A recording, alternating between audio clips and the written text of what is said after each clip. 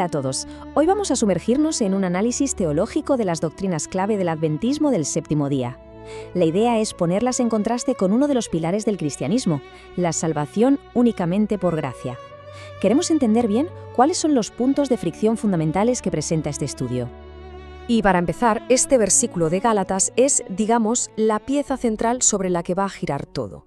Fijaos, porque establece de inmediato la tensión que vamos a explorar. Por un lado, buscar la justificación a través del cumplimiento de la ley. Por otro, recibir la salvación como un regalo por pura gracia. Así que, al final, todo el análisis se reduce a esta pregunta. Lo que la fuente argumenta es que en el momento en que se añade cualquier requisito humano a la fe, pues se corre el riesgo de desviar el foco de la obra de Cristo, una obra que se presenta como completa y suficiente en sí misma. Vamos a ver cómo se desarrolla esta idea. Bien, esta es la hoja de ruta. Primero, esa tensión entre gracia y ley, con el sábado como protagonista.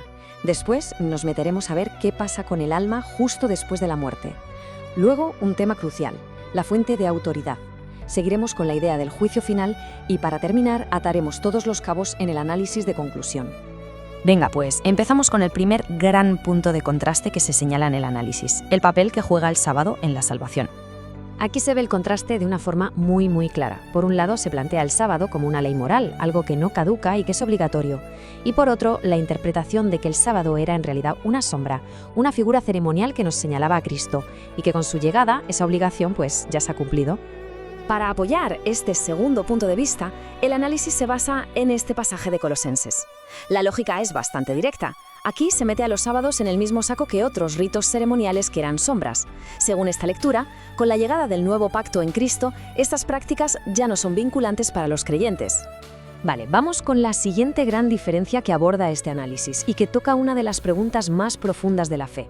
¿Qué pasa con nosotros justo en el momento en que morimos? A ver, para que entendamos bien lo que viene ahora, es importante definir un par de conceptos. Primero, el sueño del alma.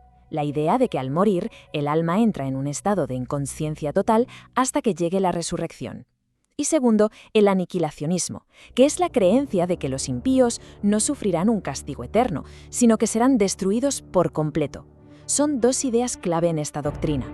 Y aquí el choque es total, vamos. Una visión defiende que el alma duerme, está inconsciente hasta el día de la resurrección. La otra, en cambio, afirma que para un creyente, la muerte es una puerta directa a una presencia consciente con Cristo. El análisis usa este versículo para argumentar a favor de esa conciencia inmediata. La lógica es que estar presentes al Señor suena a algo muy activo, muy consciente, no a un sueño. Y esto cobra más fuerza cuando el apóstol Pablo dice que ese estado es muchísimo mejor que la vida. Claro, para muchos, si se tratara de un estado de inconsciencia, la expresión muchísimo mejor quedaría un poco rara, ¿no? De acuerdo, vamos a meternos ahora en lo que la fuente identifica como un tema de raíz, un asunto fundamental. ¿De dónde viene la autoridad final para la fe y la práctica? Esto lo ilustra a la perfección. El conflicto ¿es la Biblia, y solo la Biblia, la autoridad completa y final? Eso es lo que se conoce como el principio de sola escritura. ¿O se necesita un complemento, como son los escritos de Ellen G. White, que se consideran una guía inspirada y con autoridad para interpretar la propia Biblia? Aquí el análisis lo que hace es aplicar la prueba que la propia Biblia establece en Deuteronomio para un profeta. Y, según su evaluación, se citan ejemplos concretos de profecías de Ellen G. White que no se habrían cumplido. Por ejemplo, una supuesta invasión de Estados Unidos por parte de Inglaterra o la afirmación hecha en 1856 de que la segunda venida de Cristo ocurriría mientras algunos de los que le escuchaban aún estuvieran vivos. Muy bien, pues pasamos ahora al tema del juicio final y lo que esto implica para la seguridad, para la certeza de la salvación. ¿Es algo que todavía está en proceso o es un asunto cerrado para el creyente? Ojo, es muy importante entender esta doctrina, porque es única.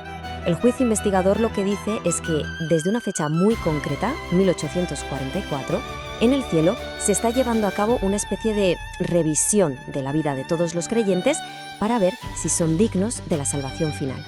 Y el contraste que se nos presenta es este. Por un lado, una salvación que está, por así decirlo, bajo auditoría, pendiente de un examen de obras, y por otro, una salvación que se declara como un hecho consumado y seguro desde el mismo momento en que se tiene fe, basándose solo en lo que hizo Cristo. Y claro, frente a esa idea de un juicio que todavía está evaluando al creyente, el análisis pone sobre la mesa este versículo, que es una afirmación rotunda. El argumento es muy simple. Si la Biblia declara con esa fuerza que ninguna condenación hay, ¿cómo puede existir un juicio que todavía podría llevar a una?